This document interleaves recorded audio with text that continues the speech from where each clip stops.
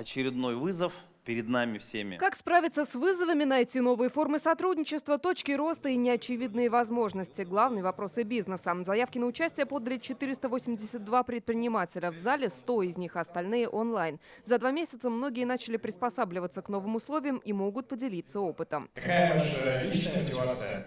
Ильнар Шамсудинов владеет сетью кофеин в России и СНГ. Говорит, санкции потребовали перестройки бизнеса. Если кофе закупали в Бразилии, то теперь планируют сотрудничать с Вьетнамом. Решили и вопросы с оборудованием. Начиная от банального поставки оборудования, потому что мы по большей части работали на европейском. Сейчас у нас все-таки идет ориентир на восток. Начинаем активно работать с Китаем. И цифры, которые говорят о том, что за последний месяц товарооборот с Китаем увеличился на 30%, точно не врут. Потому что элементарно мы почти 70% наших поставок перенесли именно туда. У Мадины Сабержановой бизнес в сфере общепита и туризма. Из-за подорожания продуктов пришлось повысить цены. Говорит, клиенты относятся с пониманием. Для отеля ищут новые способы продвижения. На форуме хочет узнать, как справляются коллеги и просто зарядиться. Когда в одном месте собирается столько людей предприимчивых, и это же здорово, вот эта энергетическая какая-то вот волна, от которой ты заряжаешься и понимаешь, все, сдаваться нельзя, надо двигаться дальше, несмотря ни на что. Участников вдохновляли и эксперты. Председатель наблюдательного совета Московской биржи Олег Вьюгин, бизнес-тренеры, руководители крупных компаний. Генеральный директор Татнефти Наиль Маганов уверен, речь не о выживании,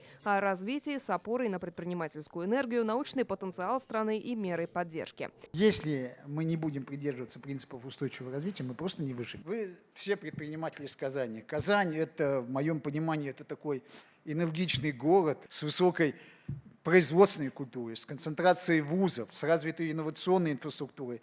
Он вполне себе может стать средой для формирования и развития новых предприятий. Форум «Made in Казан» впервые прошел в 2010-м. Сегодня как никогда актуален. Антикризисная встреча проходит в формате мозгового штурма. За круглыми столами предприниматели разных сфер. Девелопмент, высокие технологии, туризм, торговля, сфера услуг. В каждой команде и представители власти. Посещая все промышленные предприятия, малый и средний бизнес, встречаясь с отраслями городского хозяйства, мы поняли, что важен коллективный разум и важен мозговой штурм.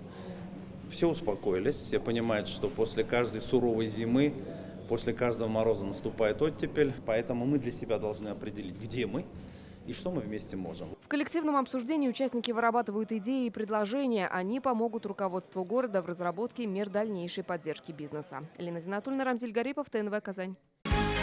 Закажи рекламу на ТНВ. Телефон в Казани 5 705 100.